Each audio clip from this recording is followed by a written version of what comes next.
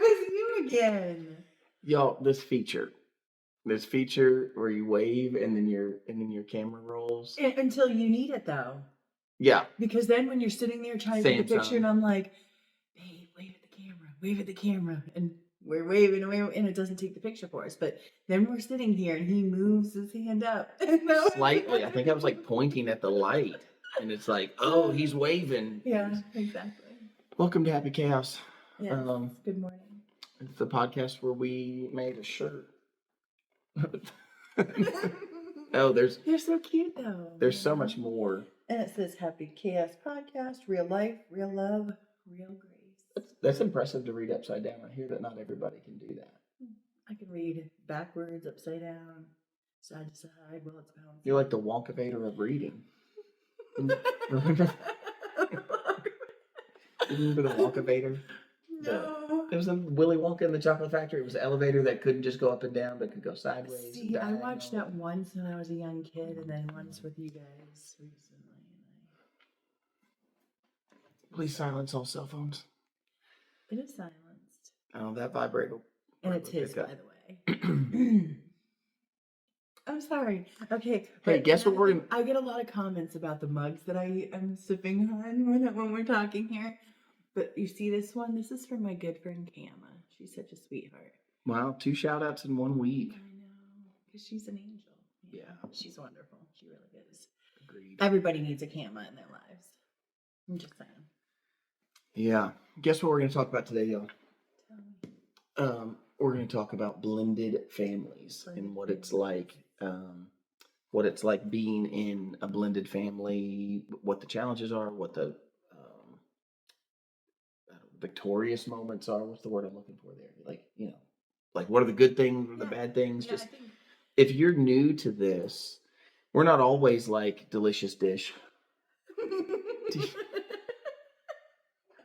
You guys remember Delicious Dish? Yep. It was on, I don't know, I think it was on Saturday Night Live. Yeah. One of those skit comedy. I'm sorry, I remember. You don't remember? There'd be like these ladies on a radio program, and they're like super boring. They're like, today we're going to talk about so funny rice. So funny. I love that. For the most part, they were appropriate. You know what? I remember a lot of things that I was allowed to watch as a child. Oh gosh, don't get me started on that. I should have never been allowed to watch that. Agreed. So I make no claim whether Delicious Dish is something that you should watch or not. No, we're not shouting it out. We're not shouting it out. Definitely not in that way. No. Forgive us if you hear like little sounds in the background because it is 8:10 in our household, 8:10 in the morning, and we have kids. Normally we film these at like 5 a.m., 6 a.m. Mm-hmm. But today, it was Good Friday last night, and we had service at church. Beautiful service. It was really amazing. Maybe we can talk about that at another time. But we were out late. We didn't get home until well after 11. And so, yeah, just long day, long night. And that means that we slept in. And for once in our lives. We slept until 7. I don't even know if we slept in on our honeymoon. Like slept in. Like I dreamed of a day of just staying in bed and not doing a single thing, but like put on some shows. But we were like, let's get out, let's go. And then she found out who she married, and she was like, oh, he doesn't do that. Once he'll probably do it for me. I have to schedule a vacation or something. There's just too much to do. There is too much to do. A lot of kids. So. Yeah, a lot of kids, a lot of things, which is what the episode's going to be about today. Yep. But what the problem is with filming this late is we run the risk of interruptions. Yes. And noise. Yes. And a loud house. We're happy chaos. So does it work? It works. Okay. Forgive us, but it works. Yeah. So who knows if we have to get up and go get breakfast in the middle of this. Yeah. Little footsteps coming down and we give you some breakfast. Yeah. I can at least think our youngest. One of those that will do that. So, or the others who are older and they'll be like, oh, they're downstairs filming, but I'm upstairs. And there's waffles in the freezer in the garage. So let me go get those. You all have Eggos? No, Kroger brand. Kroger brand. Even worse. Okay. But cheaper. Yeah. Cheaper is important when when you have 7 children in the house. Hey, we are gonna talk about being a blended family today, and I think there's gonna be a lot of practical application that many will find useful or not.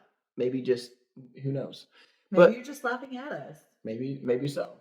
But that's okay. But there's a lot of blended families around, and so I think that Yeah. there could be a whole thing there. But Even parenting tips with non-blended families, how something we might say might help you, and yeah, you know.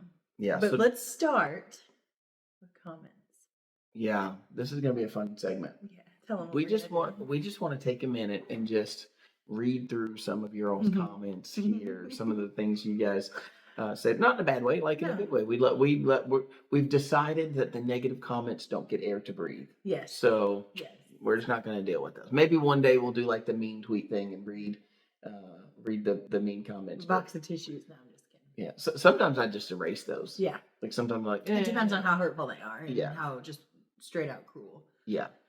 And maybe we'll address that too when we talk later about our kids and blended family and some of the things. We will touch on But for now, let's just read some of your all's comments, just because we love you guys, and it's for us, it's like so fun.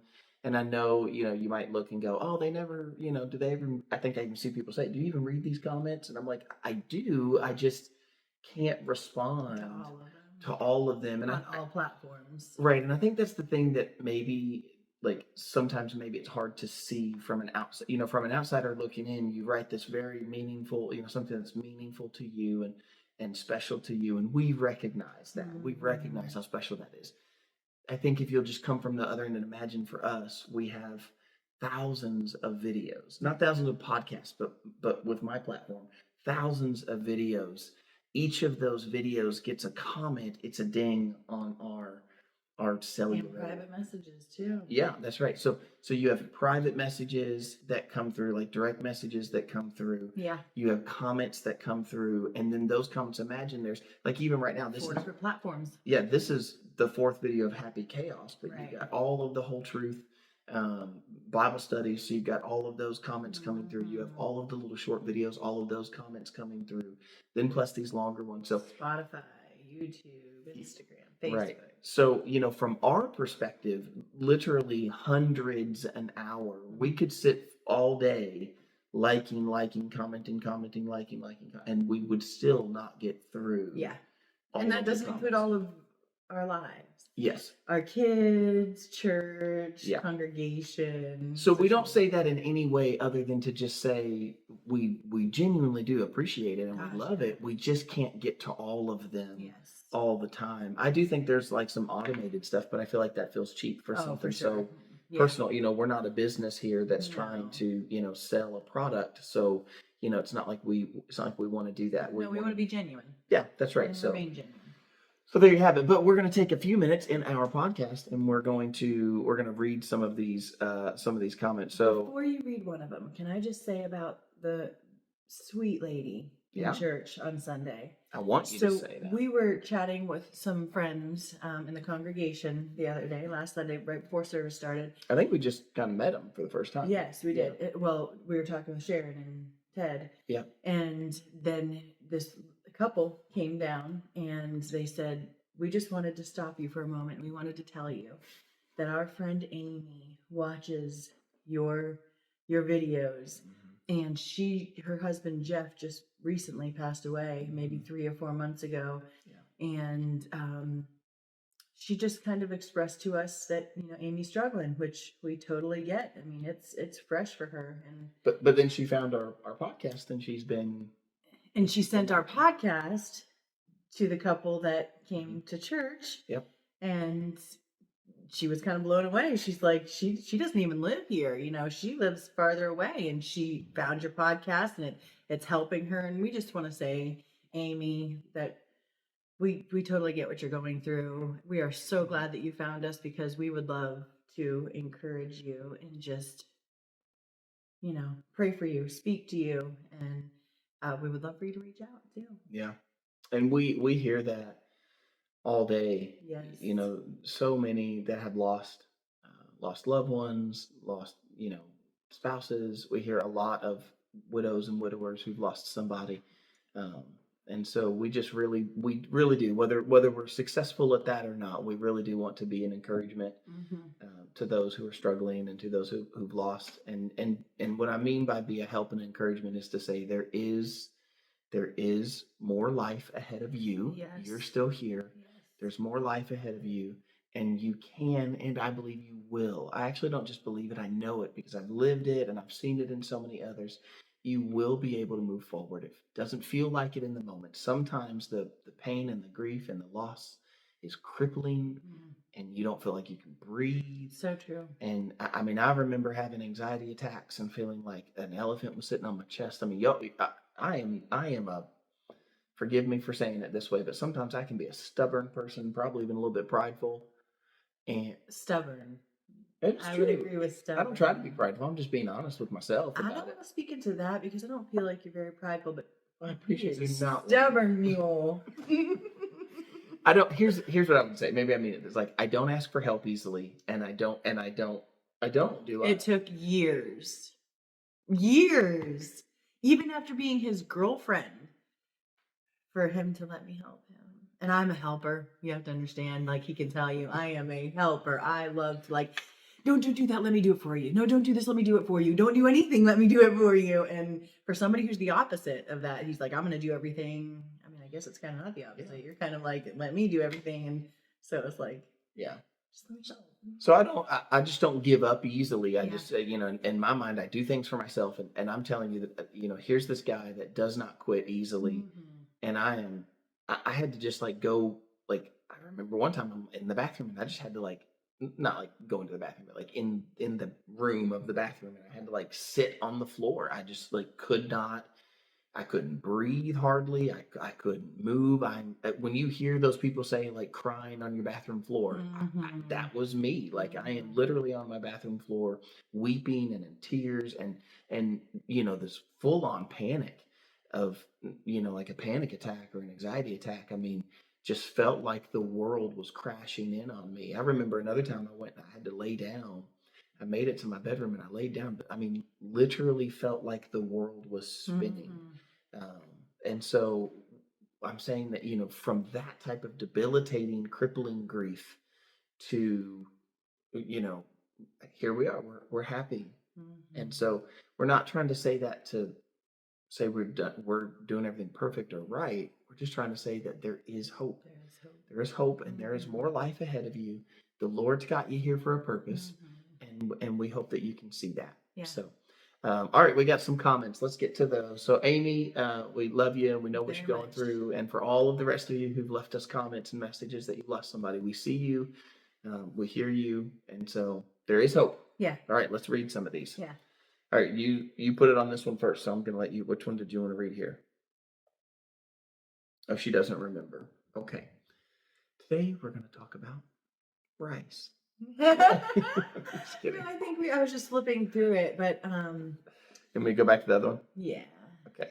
Well, I screenshotted the one. Go to your picture. Yeah. Yeah. No, where's the screenshot? I just screenshotted them. We're unprepared for this. Unprepared. Forgive us, please. Real grace. Yeah, that's right. Okay, so Kelly Womack. Oh yeah.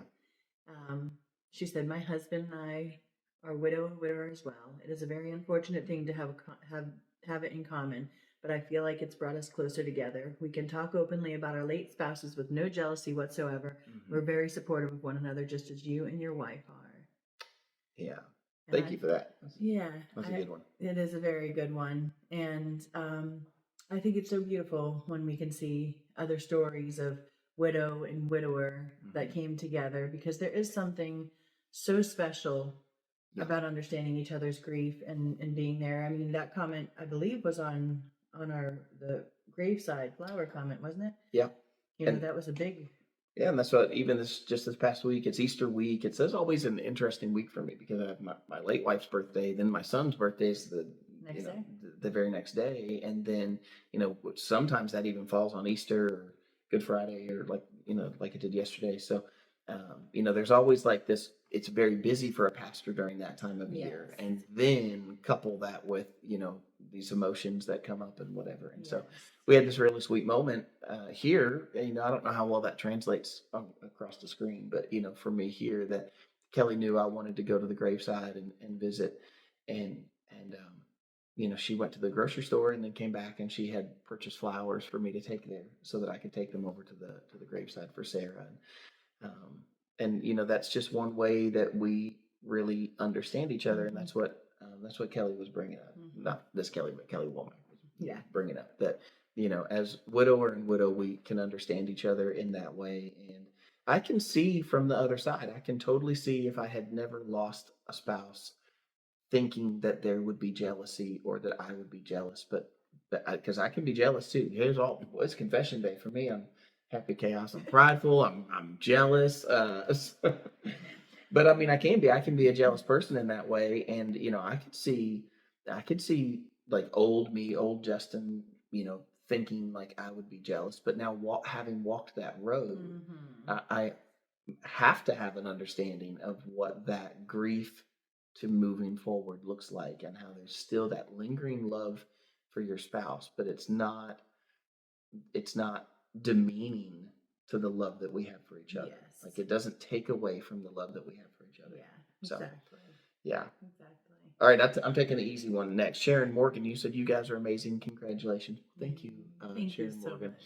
for saying that. She comments a lot, and I love that. Like, she's always got such encouraging, beautiful things to say. So thank you, Sharon. You make our day for sure. Yeah. Here's a few from our last episode. Somebody said, "Where do I find your church to listen to your sermons?" Y'all, that is all over the social medias here. Like, Salt and Light Church. It's in Kentucky. If you look up Salt and Light Church, you're probably going to find it. There's a few Even other. if you click on pastor's page, though. Click on your pastor's page and if you go over to Instagram or on Facebook and you just click on my pastor's page, Pastor Justin Walker, then you will be able to see all the stuff about Salt and Light. There's all kinds of links, all kinds of stories. But it's Salt and Light Church. We're in Kentucky. It's right outside of LaGrange, Kentucky, which is just outside of Louisville for those of you who are further away. Yeah. But I do try and comment, which I think I did there. Yeah, try and give links and stuff because I love this one. Pam Malsberger said, wrestle a pig, 500 points. Thank you so much, Pam. I don't think I have it on here for us to read it, but somebody said on YouTube. Oh, here comes the pitter patter. Okay, we'll see. But somebody said on YouTube, they were like, "Kelly, wrestling a pig makes you a country girl." I don't think so. But then they went through and they started naming some other things, and they were like, "You gotta," and it was all stuff I've made you do, and you've done it. Like, one of them, I can't remember all of them, but one of them was like corralling a chicken that got loose, and I was like, "I've made her do it." Like, I've totally made her. Like, I say I've made her do it. Like, to get country. Like, I bribed her. Like, if y'all don't even know. Like, she's trying to say she's country. I'm like, you are not country. And so I put up this whole thing of like, I'm like, you'll be country. I'll call you country when you get to 100 country points. And then I think he set it up though, so I would never get to 100. Right. Then I mess with her and I like make the point so low, you know. Well, I think I made him so low you gave up on me. So there was that. I did. So I'm city. It's fine. I'm city. Yeah, but I mean, y'all, she's done some country stuff. I think the point is that it's like doing those country things without, it's like you do them because they're you. Like, you get dirt under your nails and you're just like that. It's just like in you. And that you're not. You are not like. No, when you just said dirt under your nails, you lost me. Like, case in point, y'all. I do not want dirt under my nails. That's I don't like that. But. Yeah. Brandy Lynn said, wondering what Kelly's girls call Justin since Jonathan didn't want them to call anyone dad. Well, you know, the answer to that is that we do. Our kids call us mom and dad.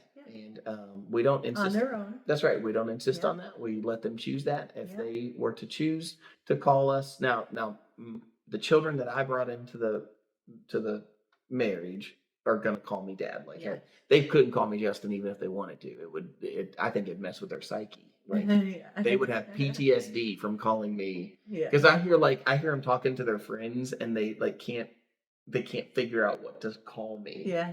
You know, like, they're like, my dad. I can see them like pausing and they say, my dad. So, you know, obviously, you know, my kids that I brought into the marriage call me dad. And her girls that she brought into the marriage call her mom. But then to each other, the door's open. Her girls that she brought in can call me Justin if they want, but they choose to call me Dad, and they do. And then the same in reverse. Yeah, my children that I brought in call you Mom. Yeah. So, and to answer that question specifically, I did in the comment section, but for those of you who maybe don't see that comment and don't see, my reply, Jonathan said that from an earthly perspective.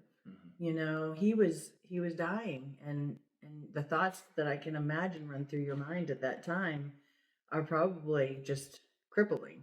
Yeah. And so he said that from an earthly perspective. I firmly believe he is in glory, and he would have no problem with this amazing man raising our children. I think if he was on earth and there's that jealousy. I think that's a good jealousy, by the way. That's not even a bad jealousy. Somebody asked me that one time, and I was like, well, the Lord's jealous for us. Yeah.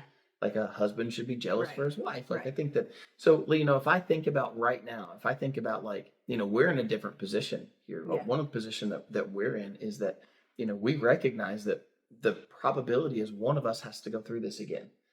Hopefully not. Don't look at me like that right now. I don't want to talk about No, but my point is, I can see from an earthly perspective being like, oh, man, the thought of my kids calling someone else, for sure, Dad. Oh, for sure. It's gut wrenching. It is. And I guarantee you, especially in those early days after loss, we didn't want our kids to call someone else. No, for sure. Mom or Dad. For sure. Like we didn't want that. Yeah. But that's part of that grieving process, part of coming to a different place in life. Definitely. We see that differently. We feel that differently now. And I'm in full agreement. I believe that my wife in glory here on earth, I'd have gotten punched. Yeah. Okay. Yeah. But in glory, I believe that she sees what's happening in our family. She sees you. She sees me. Yeah.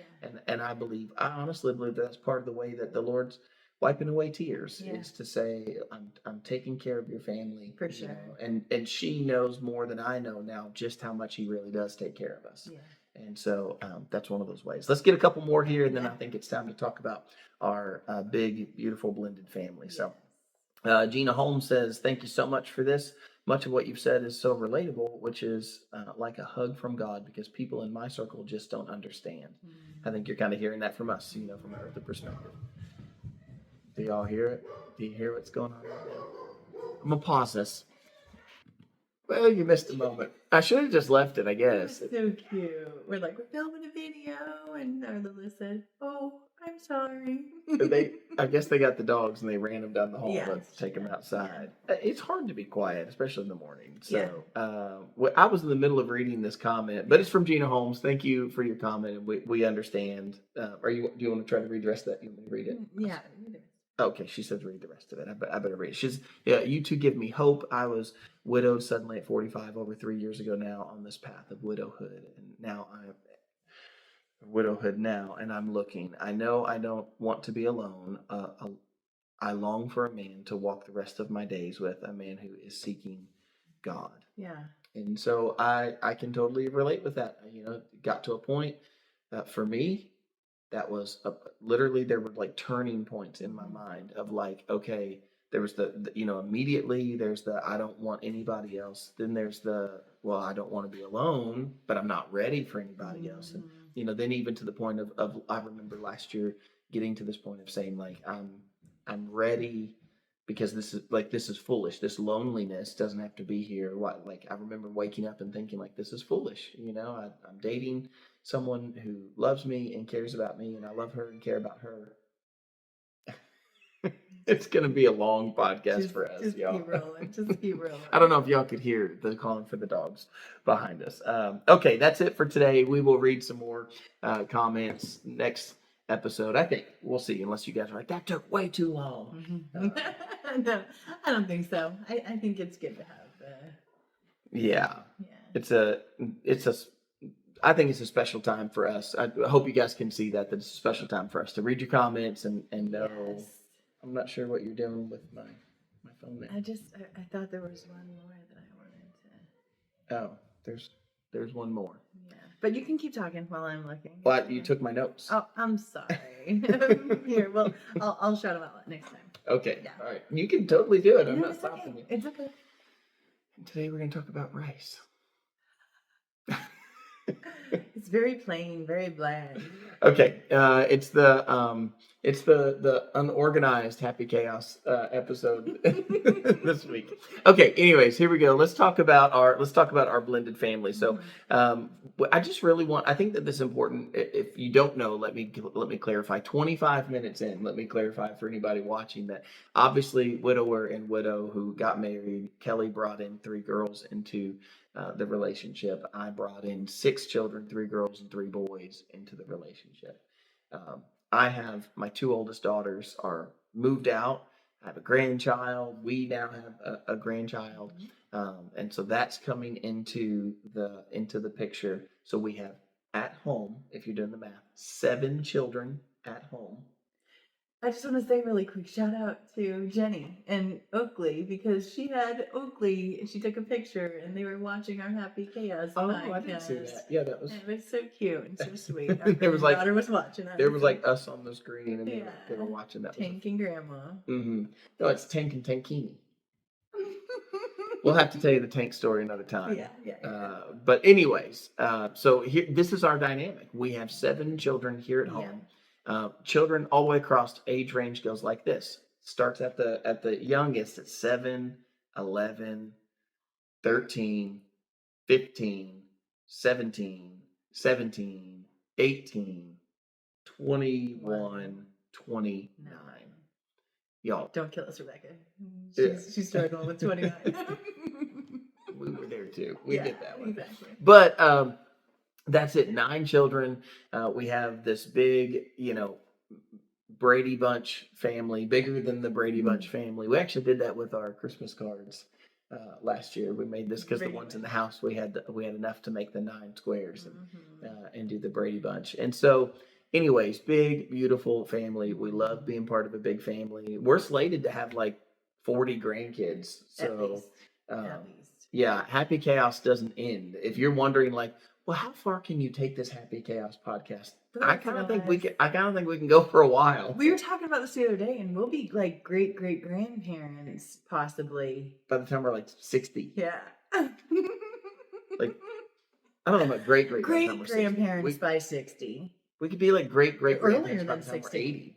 Yeah, because will we be making podcasts at 80? I mean, like I think we'll be like implanted in your brain. Yeah. Well, there would be podcasts. There'll be some like crazy.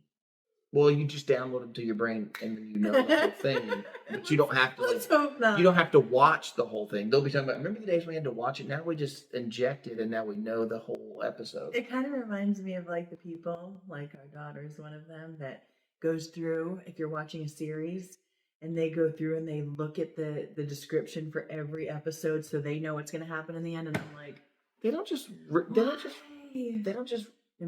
description.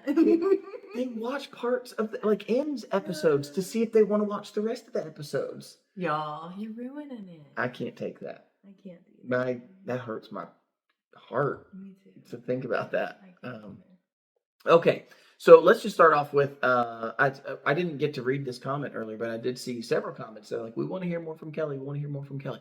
Hey, I'm with you. I want to hear more from Kelly.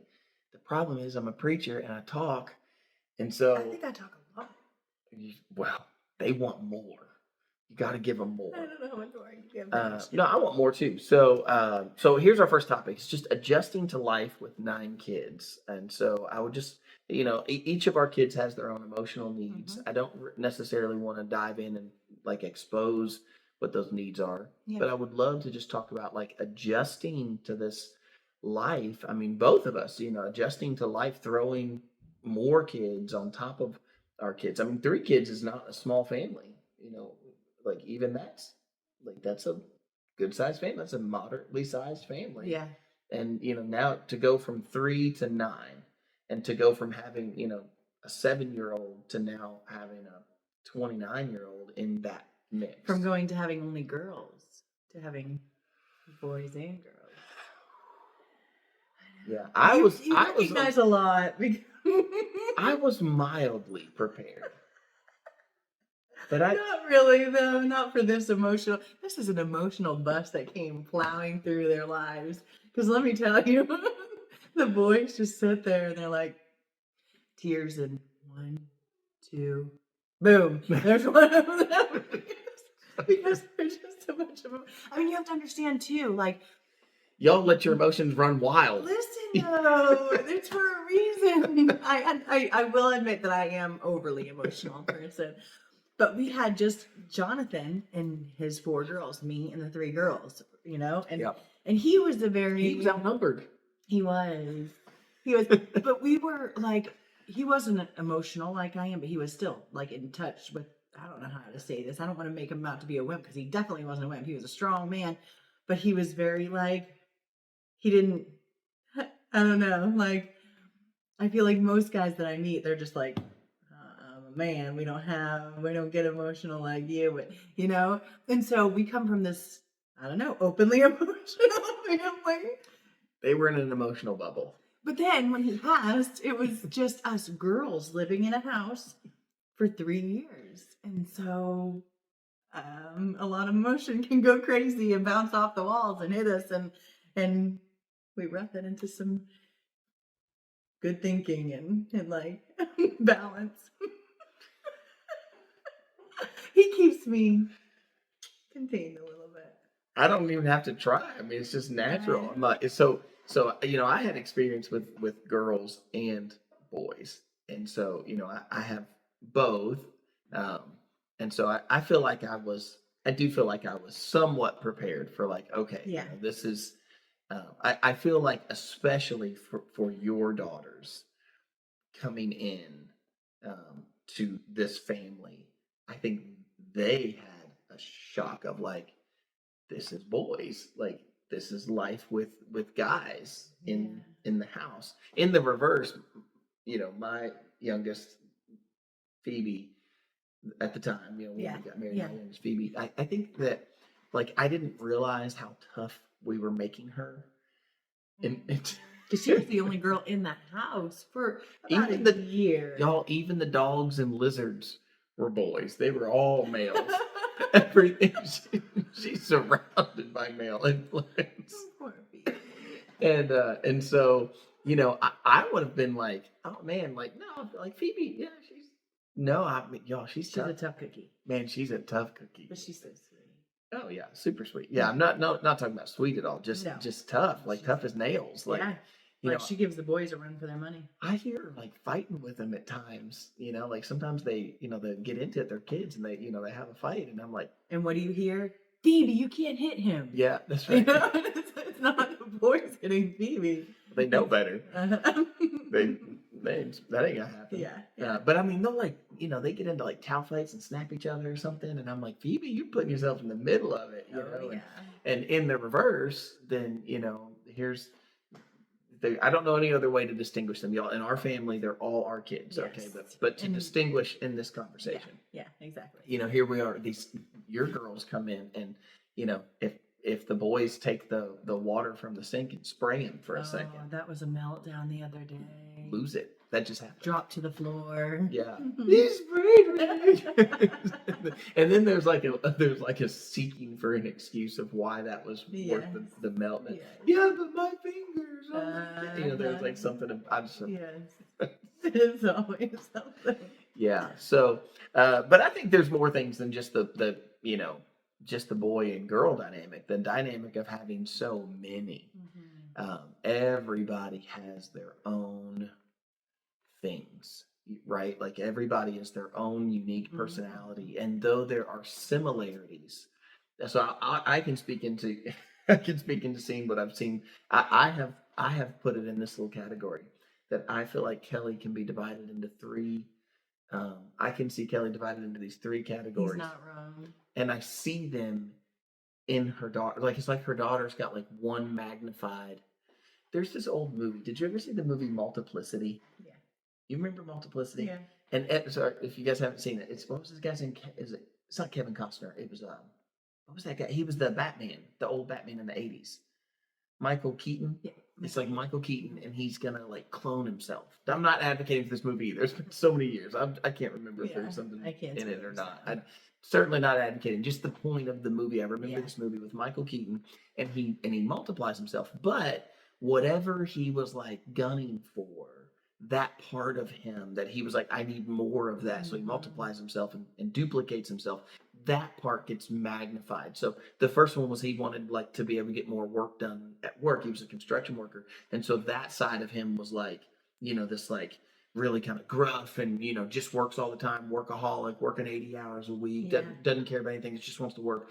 And so that side, then there's the next one, he's like, well, now I don't have enough time for my family and my home. And my kids, and so this next one is this like big softy, and he's like making little foil swans when he whatever, like he's taking care of the family, and so like they were all, I feel like this is Kelly and her girls. There are these 3 little pictures of Kelly, and I'll tell you personality traits. Yeah, personality traits. I'll tell you the first time I recognized it.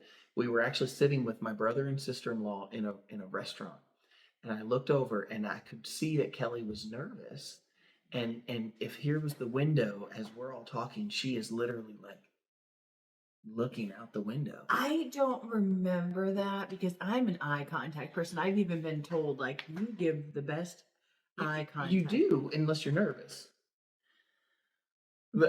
Turn red. I'm sorry.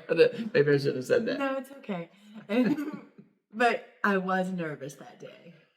I think I'm nervous right off the bat with anybody. Yeah. If I don't know you, there is a short period of time that I'm quiet and reserved. And if it sounds like in any way, like I'm not trying to say you did something wrong. No, I just, in that day, I spotted one of her daughters, and I was like, oh, I'd never really seen that side.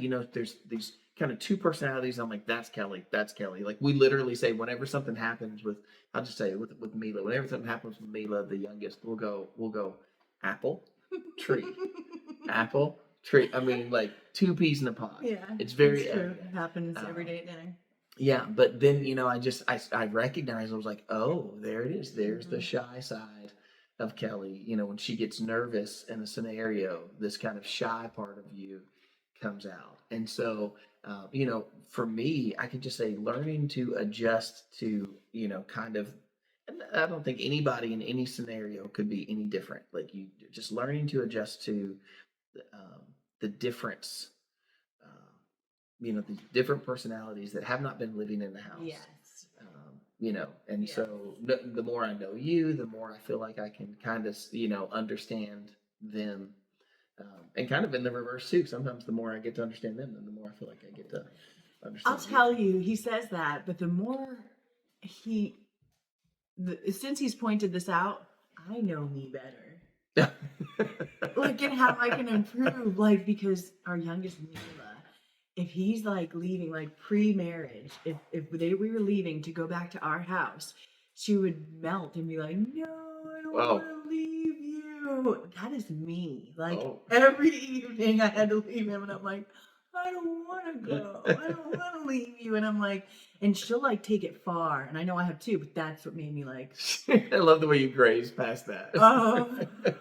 I know I have too, but that's how I'm acting. Okay, let me fix that a little bit because that's annoying.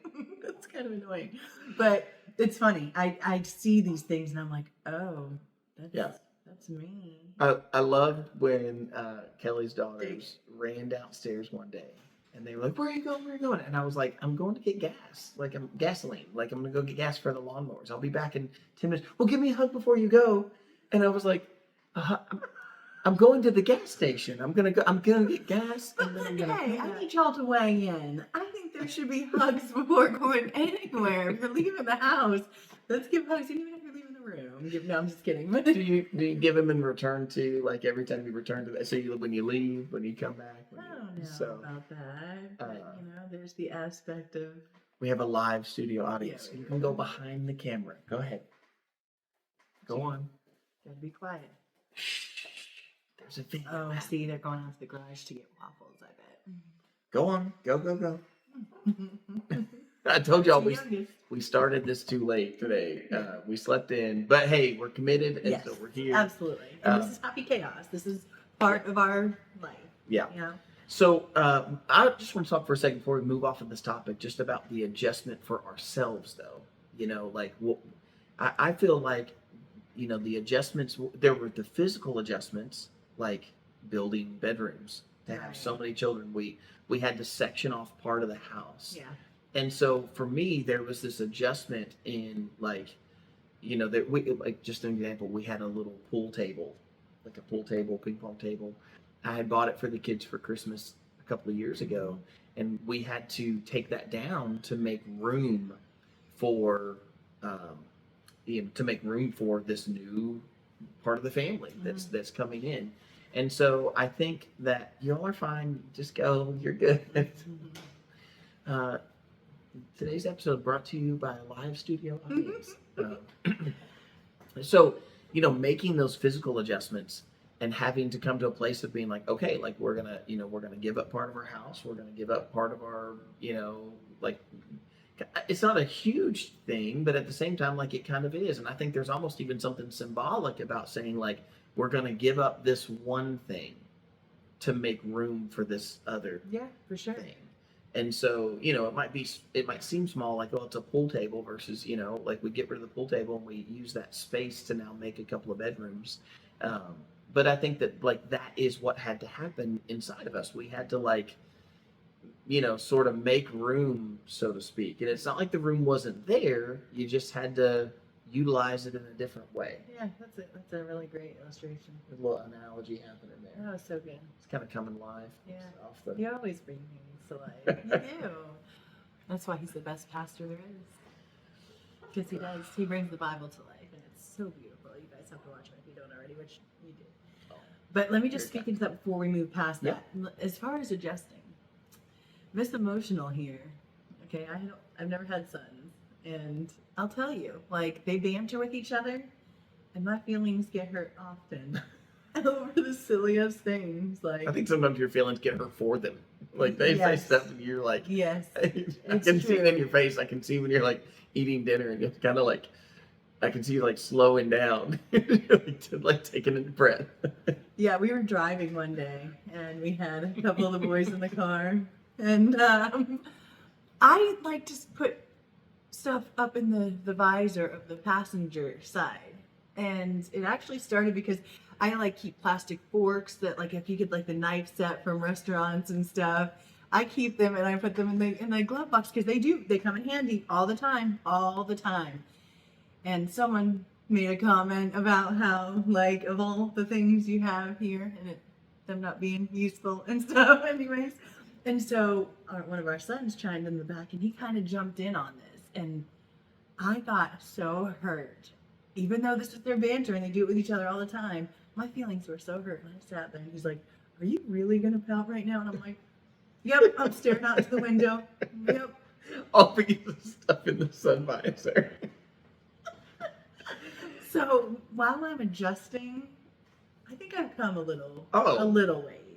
No. I'd say you guys have come, like, if you go back a year ago, you know, where you all were emotionally and where you are now. Listen, I'm just telling you right now, teenage boys will toughen you up. You know, yeah,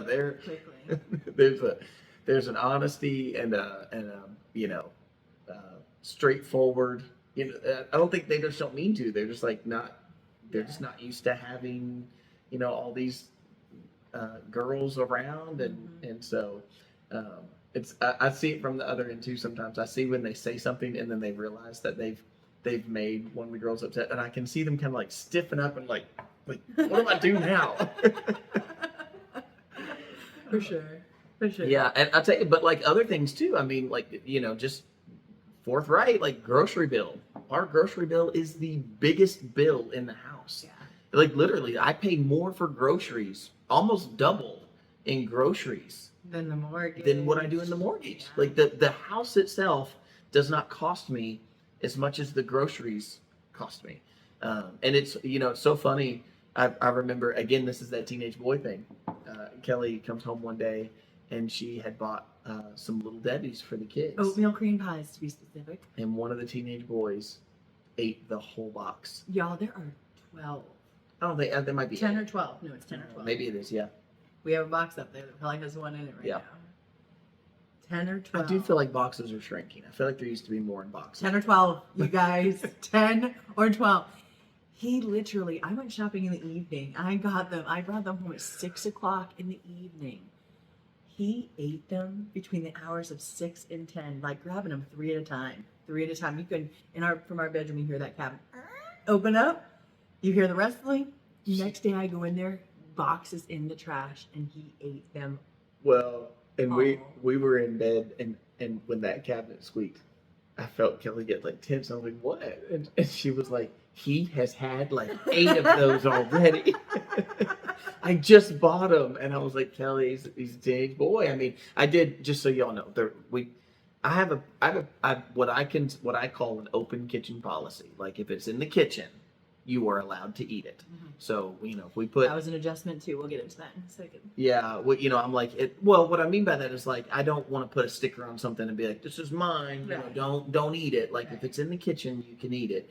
But I did pull him to the side and I was like, hey, and so here we go. Here's like an adjustment thing. I'm like, hey, listen, I know that you were excited that we had some oatmeal cream pies and obviously you enjoyed them. And I'm so happy that you enjoyed them. But you didn't leave any for anyone else to enjoy. Yeah. And like, imagine what that would have been for you if you had seen, Little Debbie's go into the cabinet, and then you came over to, you came over to the cabinet one day later, and they're completely gone. Yeah. And then imagine like everybody else in the house. There's 8 other people in the house who didn't get one. Yes. Because you ate all 12. And little side note, we know how unhealthy Little Debbie's are. We know that everything has got GMO and terrible. Yes. Please, nothing in the comments about that. Oh, that's coming. No. That's coming. We already brought up Eggos. No, Starbucks. I got like hammered for some Starbucks. Listen, I went into Kroger not buying Starbucks, and I was approached with, come on now. Like, I was approached with a Starbucks coffee, minding my business. Hey, listen. And they're delicious. So. I boycott Target, but if somebody gave me a free product from Target, I'd take it. Exactly. Okay. So there's that. Yeah, but sorry. I just had to. Yeah. All right. I do want to move us forward though, because we've got some other things to talk about as well. And so one of the things that we wrote down here was how we're navigating co-parenting with the sibling dynamic and establishing kind of new family traditions. So let's start with that first part of just navigating co-parenting. So I feel like we're doing good. Okay, we are doing good. I'm gonna let you start. I am struggling with... Struggling? This is current. Yeah. I'm about to learn. Yeah, and you're not going to learn, you know this. Oh, okay. But I am struggling with discipline. Being the one to discipline. His children that he brought into this marriage. Yeah, being the one to discipline. Because you and my mom are in the same category, and she birthed me. She used to call my dad and be like, when you get home, this is what old people do with phones. Yes. She used to call me dad. She'd be like, when you get home, spank him. And then she'd get off the phone. And then she'd send me to my room. And I would wait for my dad to spank me. So, my boys are too old for a spanking. But, yes. Yeah. But if like... Maybe my dad used to say, you're never too old for a spanking. So... That'd be weird. That'd be weird. Plus, they're so big, I'd have to get something huge to make any difference. I'd have to go back and get a big old stick. Wouldn't even be a switch. Oh, yeah. Eggos, Little Debbie's, spankings. What kind of podcast is this? Exactly. Don't get us involved in that, because that's a whole different subject. That's a whole different thing. But anyways. But I'm struggling with that. I'm struggling with telling them, like, if they miss their schoolwork. I don't want to say something to them, and I know I'm going to have to. I know I have to, but I'm trying to gently step into the parenting role. So let's talk about how we're dealing with that, though. So here's how we're actually dealing with it. So Kelly here's a real life example. Somebody skipped some schoolwork. They were supposed to do it. They didn't do it. And she sent me a message, and she said, hey, when you get a chance, can you tell so-and-so that they didn't do XYZ. They need to do that. And so I went upstairs and I spoke with her about it. And I said, Kelly, I am happy to do it. I just want you to know, like, I want you, like, I'm telling you, you have the right as mom to tell them they need to do that work. And she said, I know. You can hear her saying it, like, I know, but da da da da da. You know, she gave me her excuses. So what I'm saying to you is this: I know that Kelly's struggling with this. So I'm coming to her and saying to her, hey, you can take that role. I'm behind you in this. You know, if you go and you tell them, listen, they're still kids. Where I'm a pastor, we pastor a church. We are a Christian family. We follow the Lord. All of our children have been saved, baptized. Like we love the Lord and we love each other and we love the church, and yet we're still people and there's still real things that happen. And so, you know, there's times that when you discipline a child, that the child gets mad. Yeah. And I'm encouraging her to say, when that happens, that's going to happen. You know, they might get mad at you. They might be upset with you, but I'm behind you and I'm going to back you. And so, you know, then we talk through it. And thus far, usually it is, you go tell him. Yeah. You know, she says to me, you go tell him. Yeah. And I do. And so but I also recognize it's difficult. And I can actually, I mean, even though it's not been that long, but we just got married back in December. So we're not even at a year into being married yet. But, you know, that's the whole fun part about this is kind of going through this life. We're not just talking about memories, past memories, but, you know, current things that are happening. But anyways, you know, I can think when, you know, the first time that I had to get on, I'm going to say your girls for this case, like the first time I had to get on your girls about something, it was awkward almost like I didn't have a, like I shouldn't have that voice in their life. And you know, I had to kind of, I don't know, break that barrier a little bit to say, no, this is my role.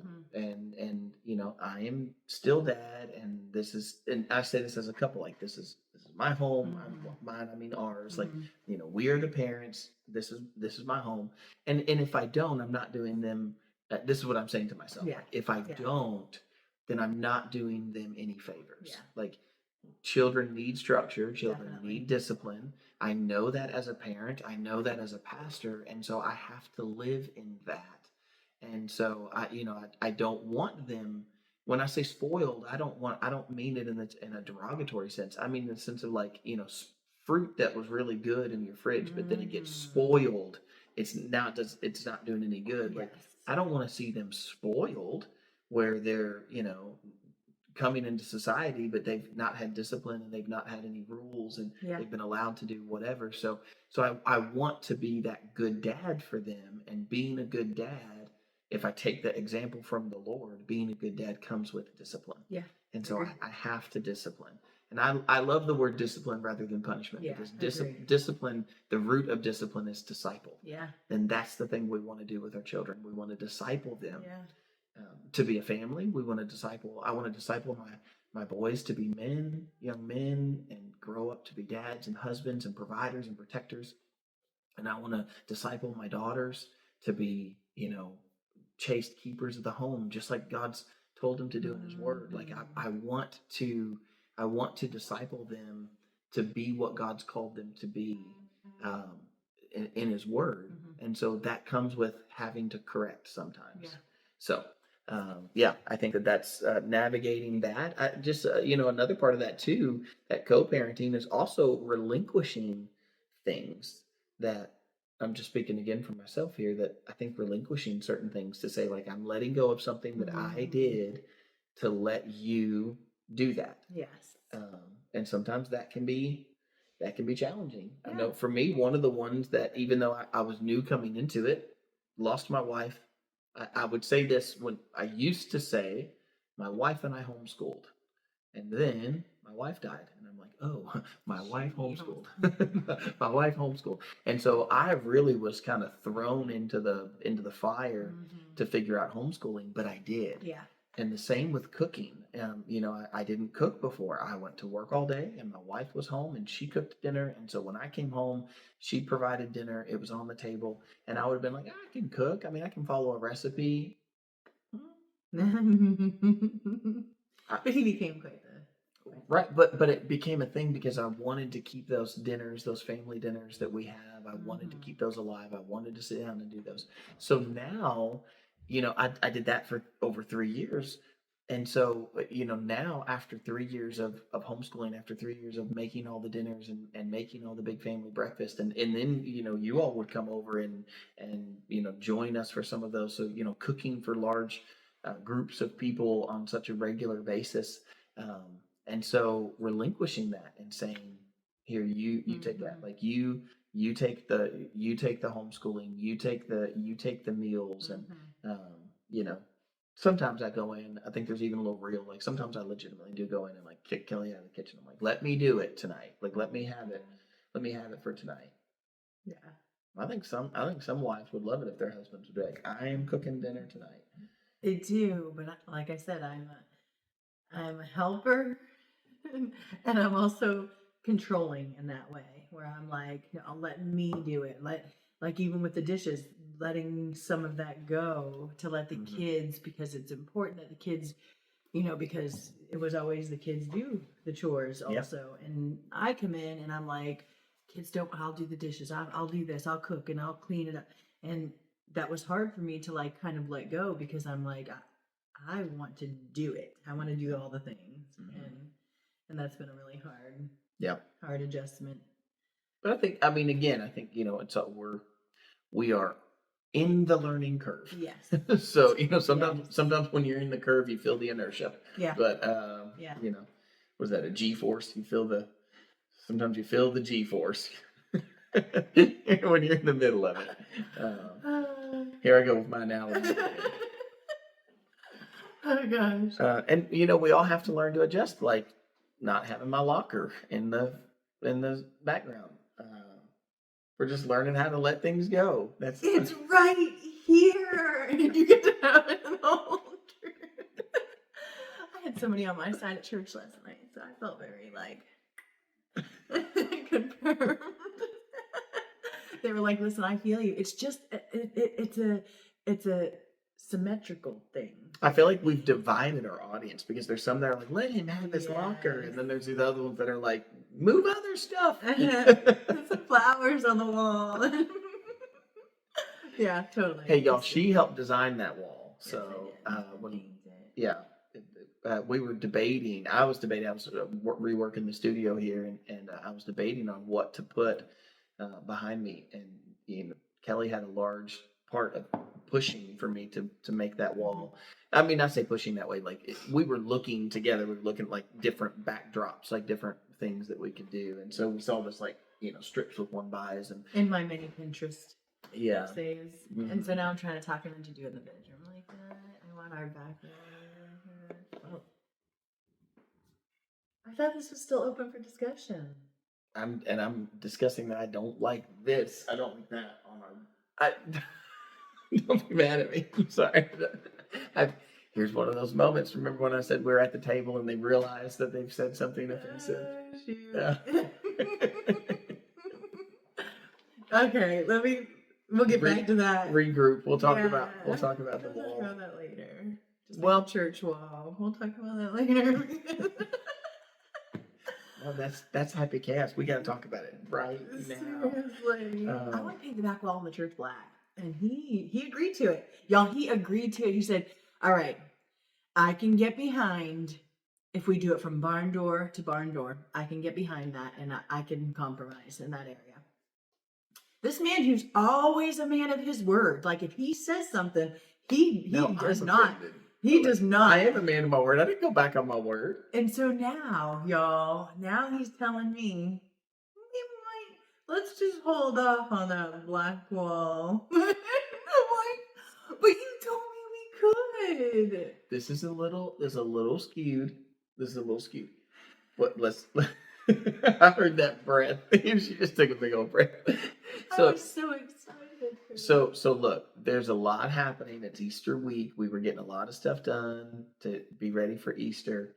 And what I said was I could get behind the idea if we went from here to here with the black at church. That's what I said, right? I could get behind the idea. Then I come in and I'm told, oh, your wife told me to go ahead and paint the wall. And I went, hold up.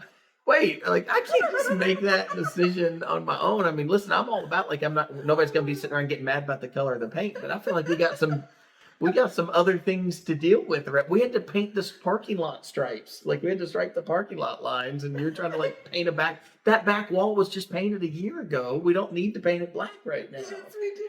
But I told Jessica right when he told me, he's like, I can get behind that. I can compromise, not the entire sanctuary, but I can compromise that. But And it that's was not hard the for final. him. That's not the final And so decision. and I took it and I ran and I went to Jessica and I'm like, Jessica, we need to talk to Glenn about painting this black. And she's like, I'm on it. I'll tell him. I'll get him to paint it. And I'm like, it might happen before Easter.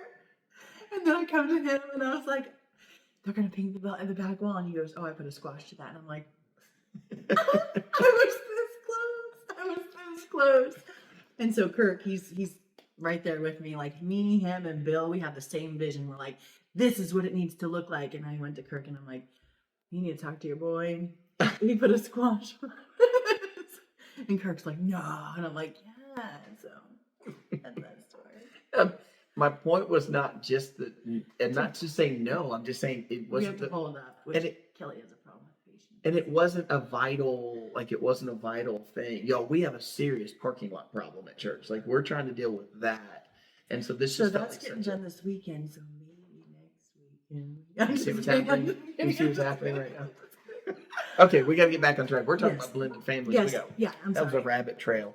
But let's just talk about Sophia and the whole, like, she's a picky eater. Now, he's had a picky eater, Oh, yeah. and he was very strict with it. I love that. This is I kind of a can't be. co-parenting thing. Yes, yeah. And so, he, previous to us and the girls that came in, he would not have let them just eat whatever they want and make them whatever they want. He was very firm on that, which I agree with. So I feel like, for me, here's a presentation. I have a picky eater that I brought into it, and this would happen. For us, special treat, we didn't always get to go out to eat. There was a time we were really poor, and so, special treat, we get to go out to eat every now and then, and we would go out and get pizza, and one doesn't like pizza, and so then they would say, well, what do I get to eat? And we would say, well, I would say before coming, I'm like, you get to eat pizza. Mm-hmm. We're having pizza. But then they would want to say, well, but I don't like pizza. And I'm like, well, then that's on you. Like the special treat for tonight is pizza. If you don't like that special treat, then you don't have to eat it. But Kelly wants to say, oh, well, if we're getting pizza, we know this one doesn't like pizza. So let's go get them the thing that they like. And I'm like, ooh, I can't. He was such a trooper, though. He didn't force me or make it known that that's not the way I would do things. Very loving and understanding. And he, I didn't make it known. I just didn't make it known with that type of a tone. Yeah. I don't exactly remember. And the kids made it known too. They're like, "Oh, that would have never happened." Maybe that's how we bridged it. Maybe the kids, the honesty of the kids, that they were like, "Dad would have never done that for us." Yeah, he would lie to him. He would never have let me do that. I could never sit there and eat toast with ketchup. I feel like if here's what I've made, and and let me speak into that. Do you notice that when you stick to your guns, they end up liking this food because parents know best? So that's why I say it's a wonderful thing. I'm just soft, and I'm like, yeah, poor thing, you're not gonna eat. And I feel like Yeah. And so in the past, me and Jonathan, I've tried to be that person, like, and support him in that way, that we're a united front and know this is. But I feel like after losing him, and then now we're in a new family situation, it's a lot new for her. I was like, I don't want her to be like, oh, since we moved into there, this is the way it is, and so I kind of let her get away with that kind of stuff. But then I want to respect my husband. I want to be a united front with my husband, and so I just recently went to her privately. He didn't ask me to, and I said, listen, from here on out, you're going to eat what's served at the kitchen table. It's just the way it is, and she has done a really good job. She has, but she's eaten all these new foods. Yeah, we've had a few nights. Here's update on that for especially for those of you who are in a blended family. Maybe you're dealing with that, because I think that sometimes that the pickiness of food. I don't have some sort of psychiatrist degree or something. I'm not trying to play psychiatrist. Or a psychiatrist is the one who gives people. Maybe therapist is the word I'm looking for. Whatever. I think you're right. Yeah, whatever. Yeah. One of those things. But I'm not trying to say that I have some sort of inside knowledge. I just think that sometimes when you're dealing with children, and I think that sometimes emotional things can cause some of that picky eating too. I know, like, I kind of watch that happen even in myself. So why would children be any different? Where you're just like, oh, I don't want that, and I don't want that, and I don't want that, and so maybe kids could be in the same way. So I could be wrong about that, but what I'm saying is, I think that there's, just like you said, have you noticed when they've tried it that then they end up liking Mhm. it? And so the answer is, yeah, I have noticed that they've tried it and then they've ended up liking it. Because maybe the reason they didn't like it wasn't just because of texture or taste. Maybe that's what they're saying, but maybe the reason they didn't like it was just because they didn't want to eat something different. They didn't want to try something different. I'm not saying that's true of every picky eater. I'm just saying maybe it could be true. But we're watching. So update on that is, we've said on, maybe it's been about a week, maybe 2 weeks. Yeah, 2 weeks. And we've said, look, when we make a meal, this is what's in front of you. This is what you're expected to eat. And if you don't eat it, then we can put it aside. And when you're hungry later, then this is what you can have. Yeah. And we've had multiple times now where our pickiest eater has sat down and said, like, after dinner, didn't eat it, but then came back and said, "Can I please have my dinner? I'm hungry." And so we gave her dinner, and then she ate it, and then she got a snack afterwards. And you can already tell we have some pretty good snacks. So you can have Eggos and Little Debbie's, or whatever unhealthy thing we purchased. But we also want you to eat the carrots that we put on your plate, or the steak or the hamburger or whatever it is that we've made. We expect you to eat that too. Yeah. And so I believe that that's the difference there. It's not about the punishment. It's about discipline. It's about learning. So here we are. Look, y'all are just watching us just talk through the co-parenting thing. Okay, we have a few more things I want to talk about. So another one we put down here was establishing new family traditions. I am a big family traditions guy. Like, I love family traditions. So we have some family traditions that we are keeping from past things. So I can use it. A big example that's in my mind is Christmas. Yeah. And you guys, if you're hearing all that buzzing, that's why I told you. You said it on The Whole Truth the other day, and we didn't hear it. You didn't hear it at all? Okay. No. Well, remember when I told you I can't get to every comment? It's been... It's been going. And I know if you're going to say, you can turn those notifications off, believe me, most of them are. Like, they're off. They're just like I have a few things, like business side of things, that are on. I say business, it's like literally called like Meta Business Suite or whatever, and those ones are on, and it just constantly. And we love them, so don't stop them. Yeah, it's not that. No, it's not. I hope that didn't sound like I was saying. I just want to make sure. Yeah, it's just it's the thought of, like, I literally cannot reply to all. It's just not possible. And I always love when people say, like, you should reply to your comments. I'm like, I do. I reply to hundreds every single day. Okay, so but family tradition. So Christmas time, something that my wife and I had established was, whenever it's the weekend after Thanksgiving, and we decorate for Christmas, and when we get done decorating for Christmas, because we spent our day decorating, putting up a Christmas tree and putting lights on the house and all the things that we do, when we get done with that, we do it all in one day. And when we get done with that, usually we do it the weekend after Thanksgiving. So Thanksgiving Thursday, then either on that Friday or that Saturday, we take a day and we decorate the house. And when we get done decorating the house, we go buy Chinese food, and we bring back Chinese food, and we put on the movie Elf with Will Ferrell. And, like, that is our family tradition. We have done it every single year. I mean, I literally have done it with my kids. I mean, not 20 years, almost 20 years, 18 years. It's hard to believe that maybe he's even that old. Yeah. Oh, yeah, it is. I think he's even a little older. Yeah, that'll make you feel old right there. How old Elf is. And yet, we do it every single year. Yep. It's like this kind of family tradition. Because we were already in that, we've kept that. Yeah.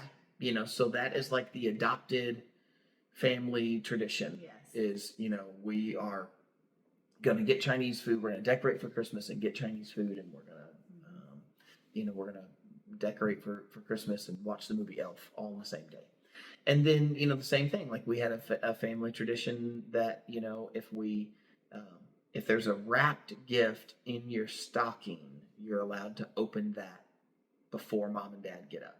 On Christmas Day. Yeah, Christmas Day, your stocking is yours to dig through, and if there's a wrapped gift in there. And so, we wrapped up little gifts, even though we'd only been married for a week. We wrapped up little gifts and we put them down in their stockings. And so, there was little things in their stocking that they could open, because you know how it is when you're 7 years old, you get up at 4 a.m. and, go downstairs and excited about Christmas Day. And so, that's just, these are little traditions that we had that we kept. And then now there's these kind of new traditions that we're getting into. And one of those is the fact that you guys get to witness this live, is like, we kind of figure our way through those. I don't exactly know what all of those family traditions are going to look like, because, well, we haven't had them. Exactly. So. Exactly. Like Easter. In our discussion. Wait, what was our? And how I was like, okay, in the beginning of the year, I was like, all right, for Easter, I want to do bathing suits for the kids, and now it's getting closer, and I'm like, it's Easter. Let's just do some candy in a basket. We don't need to go all out. We're trying to go on vacation eventually. But anyways, and he was like, I want to do stuff for the kids. I want to give them stuff, and so we compromised. And so I don't, then I think for us, establishing those, like, this is what we did last year, and then this is what we're going to do this year. They're kind of like happening. And, certainly some of those are like, like I said, this is what we've always done, or you're saying this is what we've always done. And then, coming from those, I think we're kind of build off of those and say, like, this one means, like, we'll come from those, build off of those and say, this is what we've always done. This is the way we need to do it now, just because life is different. Yep. And so, I look forward to seeing what our new family traditions get to look like, looking back and being able to say, okay, this is what we always do. So. And I mean, we have so many kids. They do a beach vacation every year. Mm-hmm. I'm from the beach, y'all, so I got to go all the time anyways. But they, every year, would go to the beach as a family, and we want to continue that tradition, but we're like, taking that many kids is expensive, and to find a place to rent with that many children, with all 9 of us, or if we're including the whole family, all 11 of us, 12, 13 with the spouses, and so those are things that we're kind of working through. We'll update you if we get to go on vacation. Oh, I think we're going to get to go on vacation. It's going to be great. So that's, and that's part of that dynamic as well, is having to shift. What do you give up in what you were doing to what you're going to do, what you're going to do now. So, all right, well, I have 2 more things, but one of them is the importance of communication and patience. I really think that this is an important one to talk about. When you're talking about a blended family, I believe communication, I think this communication is key in so many things. Yes, I agree. And it is very, very difficult to communicate effectively. I'm saying in all situations. I feel like you gave me a look like you and I. I don't just mean you and I just mean in life. It is actually difficult. It's not impossible. I'm just saying it's difficult if you really start to think through making sure that you're communicating. I can't tell you how many times with Kelly and I that I go, I thought I told you that, or I thought you knew that. And I think that even just happened this morning. She was asking me about something about last night, and somebody, I was like, I told you that. I thought I told you that. But he did. He did, in fact, tell me. I think I did on that one. He did. But it's really important to communicate. So I'm going to give my little illustration. I heard this the other day, and I thought it was really great. So I'm going to give it to you guys, and you can share it. I saw it online, so you've probably already seen it. That goes on with Phoebe all the time. My daughter, she does that to me. I'm like, okay, I saw this thing on Phoebe. I saw this thing on I said Phoebe. I saw this thing on YouTube, and she'll be like, I already saw that. I've seen that. I was talking about the lawns. Oh yeah, I was talking about these videos I've been watching of these. The Lawn Dad or something. Yeah, there's this guy called the Lawn Dad who. I was talking about these people who like have these like hyper detailed yards. And I'm like, man, I wish I could have like that kind of. I wish I could do that kind of yard. Like I want my grass to be. I don't want to put all that work into it, but like I want my You don't have grandma. time to put that work in. Yeah, I'm like, and even if I did, I don't know that I would put it there, but Yeah. but like they've got these pristine manicured lawns. I was like, there's this guy called the Lawn Dad, and Phoebe's in the back seat, and she's like, I know him. I'm like, how do you know the lawn guy? Like, how do you? Oh gosh. Somebody's on here is gonna be like, I know the Lawn Dad. I've seen him. I mean, it is These whippersnappers. yeah, and they're already up on it. So I'm telling you, it's gonna be downloaded into their brains. That's true. They're already gonna know. So, anyways, but I saw this video, and I thought it made a really great point. And it was the presentation was this: you have one lemon, and you have two people that want lemon. What do you do?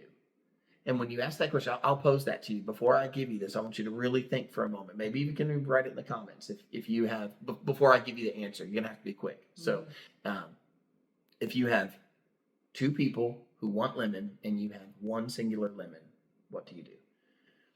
And the answer has come back, and you've already heard this, the answer has come back from almost everybody. I think almost everybody, except for those people who are purposefully trying to be creative in some way. Right. The common thing to say is cut it in half. I have two people who want lemon. I have one lemon. So I cut the lemon in half and give each person half a lemon. And then the guy takes it even further and he says this. He says, now, one person wanted the rind and the other person wanted the juice.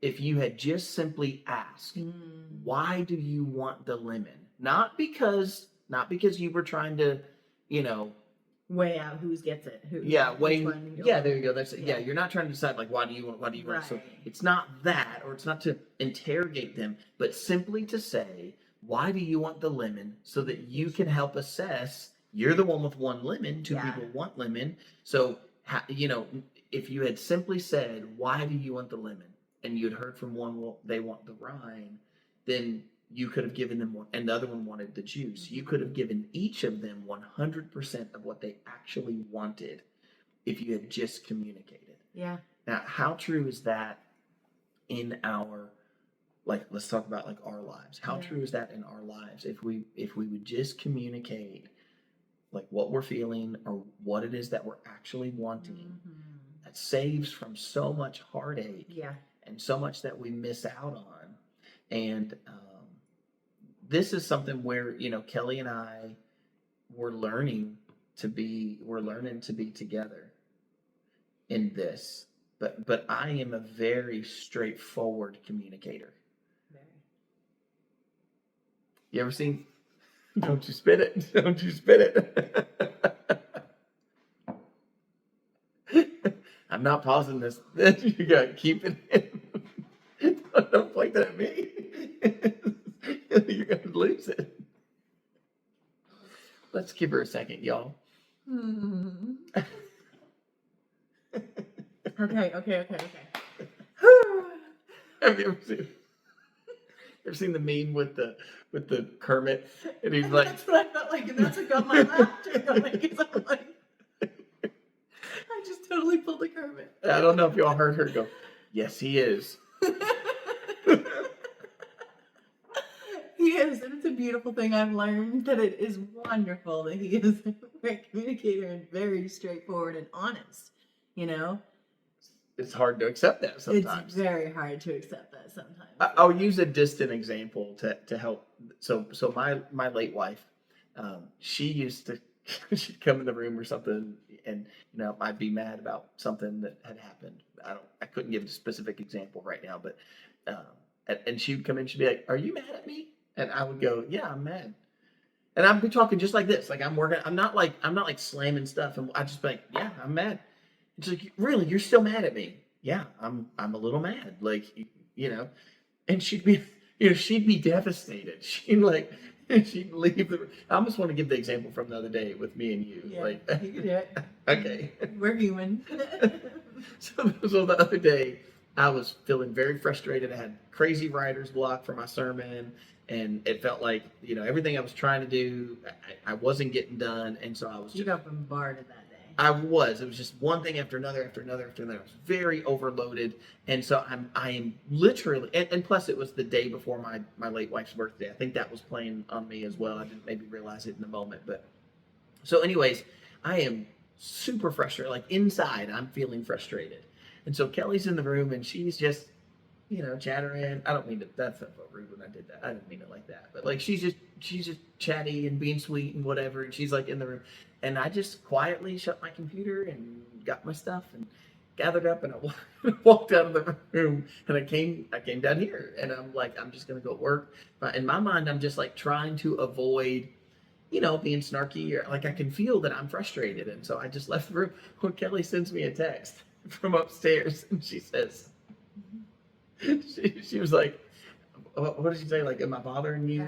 Yeah, either am I bothering you or are you upset with me? And I was like, and so I'm trying to totally be honest. I was like, I don't want to lie. These are his words. Yeah, I was like, I think I said I don't want to be dishonest. I was like, I don't want to be dishonest. I'm feeling very frustrated. And so I left the room. I don't really think it's you specifically. I left the room to come down here and just work by myself. So she sent me a text back that said like, "Oh, I'm sorry," and that's all she said. Yeah. And then she tells me later that I told him yesterday, and I sobbed. Yeah, I apparently, I'm sorry, I cry because I'm like, he said he doesn't want to be dishonest about it, and obviously it is me, and I was just trying to be sweet. So, but that's not what I meant by it. Right, like I didn't mean I meant. Well, he even texted me after. You texted me a little bit after, and you're like, it's totally not you. It's not you. I'm just frustrated with, which I get.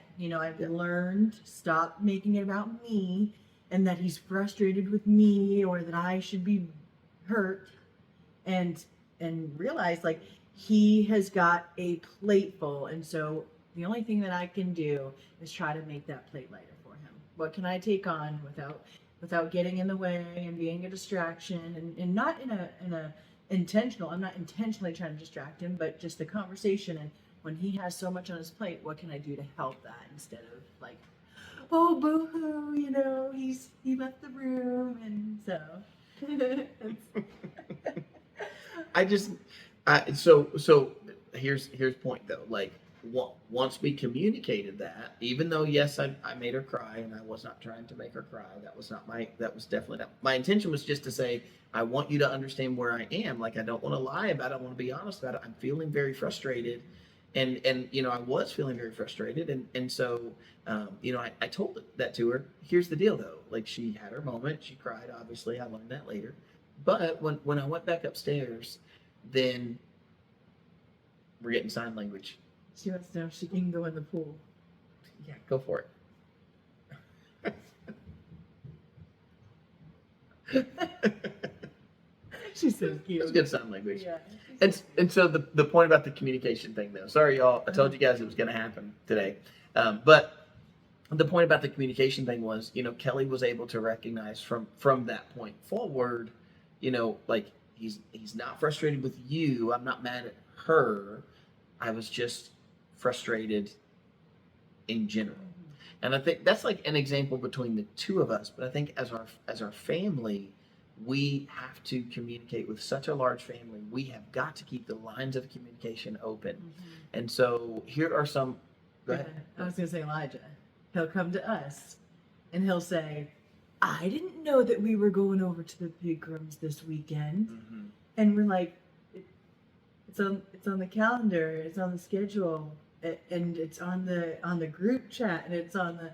But this is why communication is so important, because people feel slighted and they feel hurt when they feel like they're not being involved. But I mean, it's a lot of kids to be like, okay, you work this day, you're at school at this day, you're here this day, you're at church this day, and we're like, Yeah, so we keep a digital calendar, we keep a physical calendar. Our calendar is not tiny.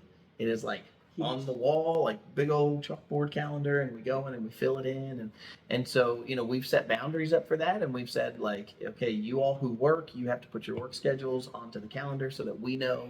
We give them a week. we give them a color. Sorry, y'all. So we give them a color, and we're like, your color for this week is whatever. So your color is green, and your color is yellow, and your color is pink. And so write your schedule down so that we can see who's on what days, who's working on what days, and then another thing that we try to do within that though is we try to communicate with each other what we're hoping to do. Mm-hmm. So we say things like this, like, okay, well, here was a real example. My son's birthday was coming up, and I was like, hey, I want to take everybody out. I want to go to Top Golf and go take everybody to Top Golf for your birthday.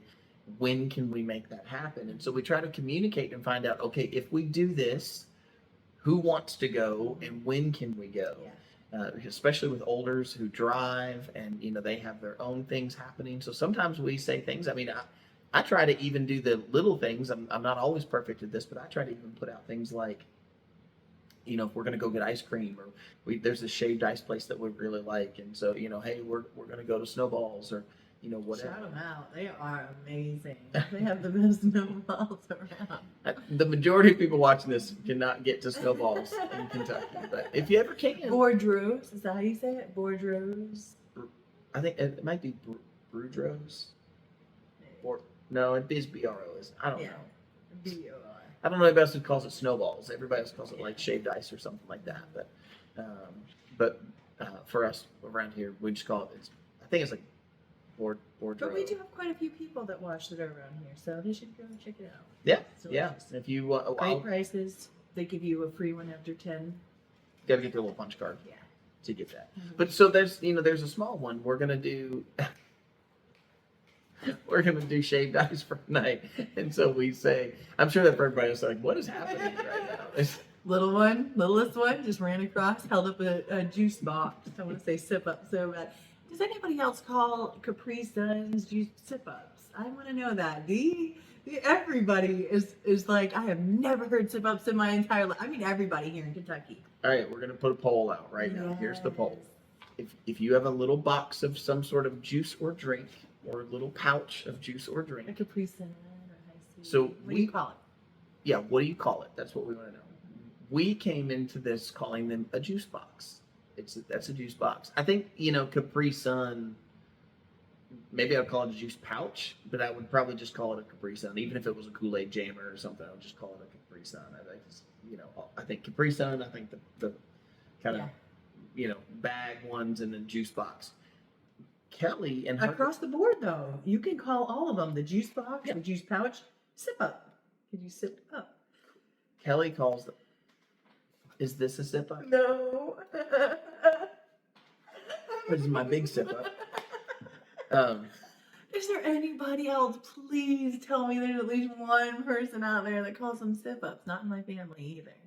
Yeah, it can't be in Kelly's immediate family, because sometimes families make up words, and then they always. And I just don't know. Did we make up this word? Did you make up the word sip up? Yeah.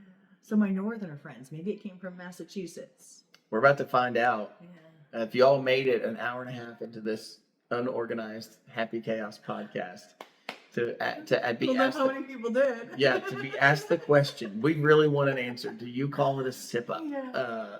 Or do you have another name besides juice box? Maybe you have something totally different. Yeah, we would like to know. Exactly. So, yeah, I think we've already kind of talked about some of these, but I would like to just touch on before we close out. We had on here some of the beautiful moments that have come from the mix of personalities and ages and experiences. What are some of those beautiful moments? We've had all of these, we've talked about some of the kind of harder things and, some of the things that we've dealt with about blending the family, but what about the beautiful moments that we've already seen and, maybe that we're looking forward to seeing? So I'm not trying to put you on the spot. I have things in my head, but I feel like I've done a lot of talking. So, what would you say? What are some of the beautiful moments you've seen from our engagement? We didn't need to go through dating, but dating, engagement now, where we are married, like blending our families. Where would you say? What are some of those beautiful moments? I'd like to speak on one, and then let you, and then maybe more will come. You talk about more, and I'll talk about less. No, but the first thing I can think of is the calling me mom thing. Like I have felt for a while before the engagement that me and his children have had this certain bond. Like it was between me and two of them that there was this really, you could just tell that there was this longing naturally to have that motherly figure. And they looked at me like that, and it felt like that, and you could just tell there's this unspoken happening right there. And we were actually, this is before we were even engaged, and I was driving one of our sons home, and he said to me, you know, when you and Dad get married, because I know that you guys are going to get married, and he just kind of went on, and it was a conversation like that. And so, anyways, I say all that to say, when we were, was it right before we got married or right after we got married? I had two of our children that he brought into the marriage bring me downstairs and asked me if they could call me mom, because I felt like mom for a long time. And it was tear jerker and so special, because it did, for me it felt like that. For me, I felt like their motherly protector and nurturer for so long, and just to get reassured that they did feel that same way and that they saw me in that light was a beautiful thing. And I hope that does not to anybody take anything away from Sarah. She is their mother. No, it's not that. Yeah, but it was so beautiful, because these children, you know, we know the loss from husband and wife. We don't know the loss from being a child and having your mother pass away or your father pass away. You know, when I was young, my mom was my very best friend. Like, I thought the world of her, and gosh, I would lay awake at night and think, what if I lost my mom? My world would be over. It would be shattered. And so I think about those things when I think about, you know, the children he brought in, and how shattering that must have been to lose your mom. And so I wanted to just wrap them up from day one and just, you know, keep them close and show them. And so that was a really, really special moment for me. Yeah. And, you know, I can say, you know, in the equal opposite of that, you know, you all moved here, we were friends, and then we started dating. And I remember the feeling of thinking, you know, I am the only dad figure that these girls have in their life right now. There is no other man who can take that role that can be as a dad to them, even though we were only friends and only dating. You know, friends and then dating. It was like, you know, in my mind, it was in the back of my mind to say, like, you know, you need to set a good example for them, because whether you want that title or not, and this is for anybody who's hearing this, you should know that whether you want that title or not, maybe it's with your own kids, maybe it's with someone, maybe you're in a blended situation with someone else's kids, whether you want that title or not, you are that. Mm-hmm. You know, if you're in a relationship with somebody in a blended family, and you're thinking like, oh, well, his kids don't look up to me like mom, or her kids don't look up to me like dad, and you're feeling that way, you better hear this.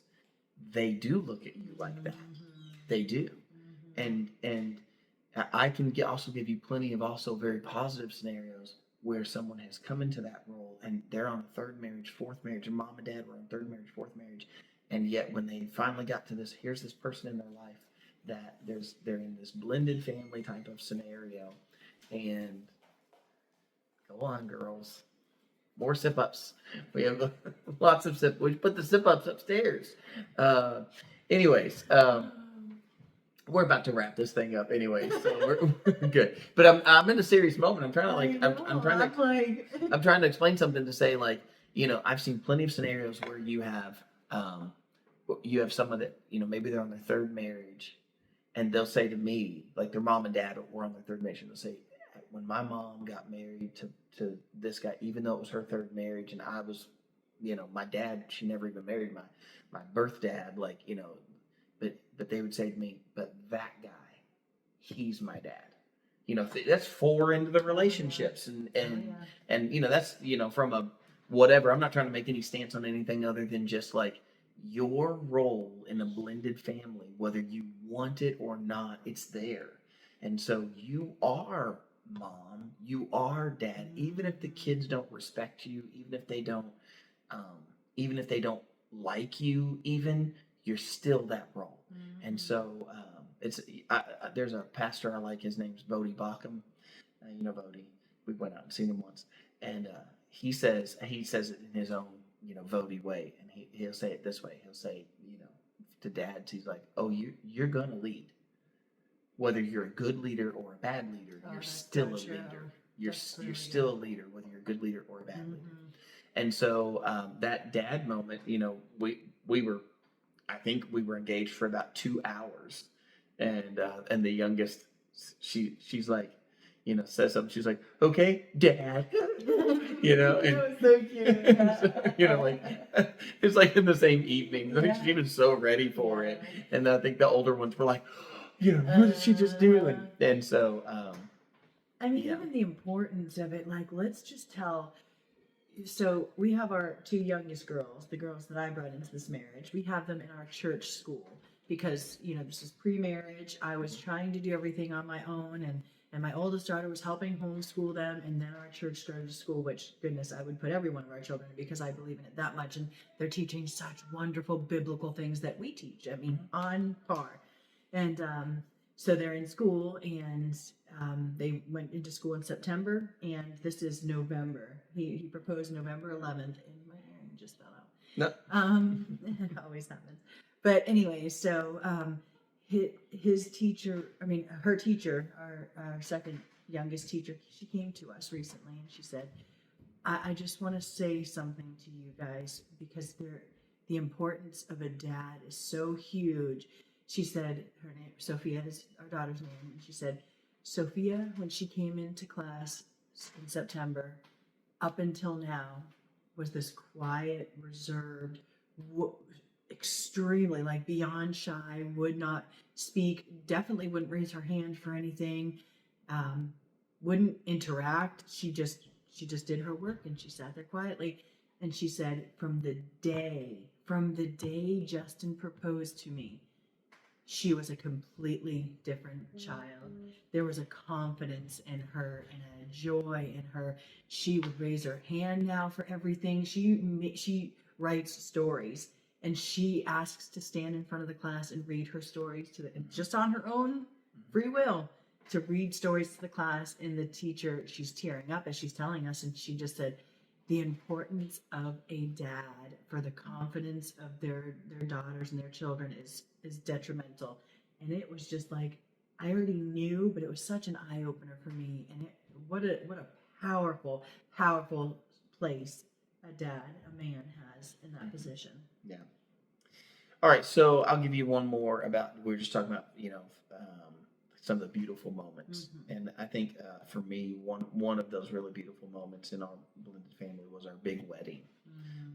Obviously it's only a few months ago, but just having, for us, when you're young and you get married, you have your brother or your best friend to be your best man, and your maid of honor and bridesmaids or whatever. And so in our wedding party consisted of our big beautiful family, and consisted of our kids being there, and it's just really, I think, probably one of my favorite memories in life is that day. And like, I think it was really awesome too. Just I love the whole day, the whole aspect of the whole day. We had this deal where, like, what do?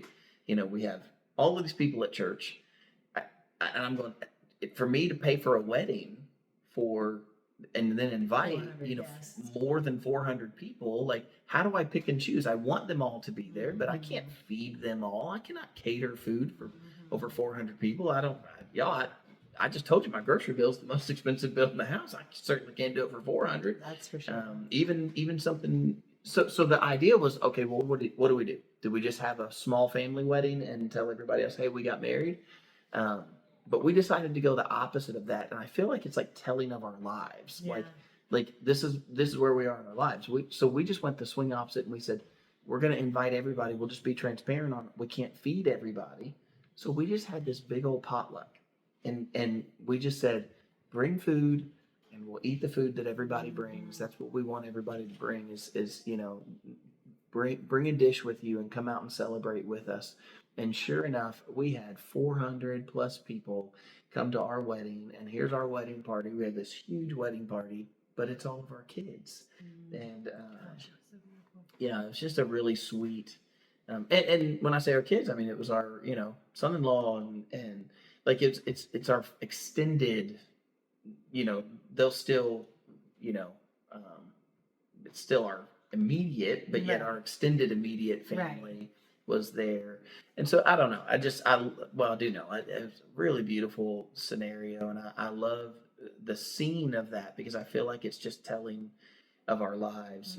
We're putting those pieces together. There's always these really super beautiful moments. You know, whether it's individual with one-on-one with a child, like with child doing better in school and opening up. And I even remember her bringing up her math. She was having these kind of math struggles, and after she was asked, how did she do better with that, and it was well, my dad showed me this, my dad showed me that. And so in those one-on-one moments, when you're in the car and somebody says something really sweet, or whether it's or learning something, or then in the big moments when when we're all together, or big family meals or cookouts or whatever. Someone used to say, or there's a line, at least there was a Newsboy song or something that's like, everywhere we go, that's where the party's at. Did we end the sentence with a preposition? That's where the party's at. Anyways, whatever. We've been having English discussions. A lot. That's why I'm telling my idea. No, Okay. that's its own video. Okay, we'll do that one separate. But anyways, that's where we are. Wherever we go, like we bring the party with us if we all come together. Or chaos, happy chaos, however you want to say it. We bring it. That's right. I mean, we can't help it. There's so many of us, and so I love our big beautiful family, big beautiful blended family that we have. And as I said, we're slated to have about 40 grandkids and be great grandparents by the time we're 60. So I don't think the happy chaos is ending anytime soon. Yeah. Except this episode, I think it's probably that time to wrap it up. But there is struggles. Like, I don't want you guys to think that we painted this big picture that I think we've painted our struggles. No, but I mean, like, the kids. Oh, it's so dreamy. They get along, and it's just. They fight. They're kids. But they don't fight like it's not like they live in a constant state of fight. Gosh, no. No, it's not that. No, but they have arguments and like, I want to shower. Yes. No, I need to brush my teeth. Yes. I mean, we have 3 bathrooms, but you put 9 people in a home, and all of a sudden 3 bathrooms gets it's like having feels one bathroom. like half a bath. Well, it's like having 1 bathroom in a family of 3. And so. There's only so much room, and that goes back to that lemon thing. If some of them we have a double sink up there, if they would just share. Just brush your teeth next to the other person. Yeah. Some of them find that weird. I'm all about some bathroom privacy, but I do feel like you can brush your teeth beside your brother or your sister. That's the thing in our house. That's a fight in our house is, no, I can't open the door because I'm brushing my teeth. Yes. But you're just brushing your teeth. I don't know. So. It's a thing. Yeah. It's a thing. So I mean, there's definitely there's elements of this that are hard, but they're so outweighed by the elements that are beautiful and sweet and good, and I think a lot of that too comes from I think that stems from mom and dad having that mentality and drawing our children into that. Definitely. Kids can be hard, and they have their own opinions and they do their own things. And so, I'm not saying that can always be a case, but I think that certainly if mom and dad are not in a place of working intentionally and actively working to bring us together, then I think that's what I was trying to stress, though. Yeah. Is yes, there are messy moments. Yes, there are, but it's all about the intentionality. Yeah, I think so. I think us being intentional, being purposeful about what we're doing and why we're doing it, and communicating that effectively. So, one more thing I do want to bring up actually before we close. I'll be really quick on it, but there seems to be this kind of call out at times for like, we want to see the kids, we want to. That can just never happen. It just can never happen here. Not in that way. Not because we don't love you guys and care about you all and want you to know what those things are, be helpful. for those of you who have kids and blended families, but you have to understand that this is a big platform that, you know, thousands and thousands of views. So number one is just safety. Like, we don't know who's watching all the time and who's taking notes and who's got some, you know, other ideas in mind. We can't keep track of that, so we cannot expose our children in that way. And then number two is, you know, you've heard us reference it. There is some negativity that comes with this as well, and we want to be a help to those who are hurting. We want to be a help to those who have suffered, and we want to be we want to literally be a shining light for Christ in your life. That's what our goal is. That's what we're trying to do. But that comes with some ridicule and some cruelty, and we subject ourselves to that for the ministry that we're trying to have, and so we're willing to subject ourselves to that. We cannot, in good conscience, subject our children to that. Yes. And so, for that reason, we cannot put our children on our podcast. We cannot put our children in our videos.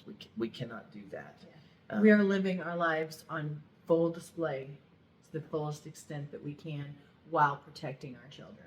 Yeah. Mm-hmm. So there is an effort there. So you'll just have to accept the fact that, you know, we're telling you the truth here. We're telling you the things that we're really being open and transparent and honest about our lives, but we cannot put our children on display. So we hear you and we understand what you're, you know, that you want to see the full picture, and we get that. But that can't happen with putting our children on the screen. Yeah. So I meant to say that earlier, but I just thought it would be important to say because we're talking about a blended family. Yes. It might be like, well, here's these two people talking about your blended family, but why can't you show us? Yes. But we just cannot in that way. Yeah. So, well, certainly have enjoyed our discussion today. This is like if we got to, I was checking the time. Look at me, I'm like, Last one, what were we at? 150, I think. So yeah. We're about to beat that. We're right there. We're on the doorstep. Yeah, and I understand some people are like, that's too long. I can't watch that long of a podcast. We get that. Yeah. This is just us being us. Yeah. And we're so grateful for you guys, all of you guys, the maxes that do watch us from beginning to end. Like I was just telling people at church last night, I hear my laugh over and over again. I'm like, I'm annoying myself. And they're like, no, please. We love your laugh. It is healing. It is beautiful. And I'm like, I don't get it, y'all, but I am so thankful for you guys and your compliments and your sweetness. Yeah. I hear my own voice so much that when I hear people say when they hear their voice, like, ooh, is that what I sound like? Yo, when I talk, I hear myself exactly the way I've like heard it so much that I don't hear any difference in like my voice coming through the camera or my voice live. It doesn't sound any different. They just sound exactly the same. Mine sounds completely different. Yeah. What I hear and what the... You'll get used to that. So. Which I sound identical to my niece Sasha. Like, it's so strange. Like, all the ladies in our family, my sister, my mom, my niece, we all have my niece Paisley, we all have the same voice. Isn't that strange? Interesting. I don't know that I know everybody well enough to be able to. Yeah. But if I can find something with Sasha, you'll be like, oh my gosh, who is this talking to you? Close your eyes. Well, everybody got shout outs today, from comments to snowballs. If Target wants to give us free stuff. No. Don't watch the other videos, Target, if you don't watch our reels, because we didn't say such nice things about you, because we don't think nice things about you. No, I still think you should boycott them. Yep. Yeah. 100%. There's plenty of other big box stores you can go get stuff at. So. Why is he getting on Target? Also, I know is Walmart has American flags going down the entire center of their store. Like, well, June is coming. I'm sure Walmart will. They always have them. Yeah, well, I'm just saying that. Oh, Target. Yeah, I'm saying that June is coming, and I'm sure Walmart will jump right in with everybody else. You don't even get us started. You don't even get.